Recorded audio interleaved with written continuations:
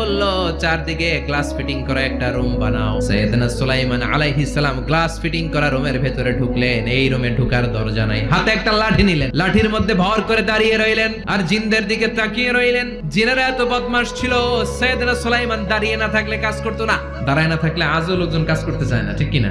সুলাইমান আলাইহিস সালাম লাঠির মধ্যে ভর দিয়ে দাঁড়িয়ে রইলেন আর বললেন কাজ করো। জিনেরাও কাজ শুরু করলো। ওদিকে মালাকুল মাউত এসে বলো সুলাইমান সময় তো শেষ। সুলাইমান বলে সমস্যা নাই, রূহ কবজ করো।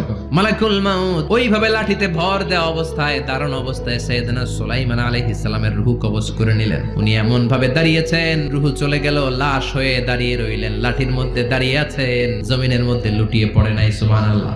জিনেরা মনে করছে বস দাঁড়ায় আছে, কাজ করতে হবে। করতে করতে পুরা প্রজেক্টের কাজ শেষ। ইন দ্য মিন টাইম ঝিঝি পোকা, উই পোকা সুলাইমান আলাইহিস সালাম লাঠির ভেতরে ঢুকে লাঠিও খেয়ে ফেলেছে। সাইয়েদনা সুলাইমান আলাইহিস সালাম ধপাস করে জমিনে পড়েছে। আর জিনেরা কয় হায় হায়, খালি খালি কাম করছে এতদিন। সুবহানাল্লাহ।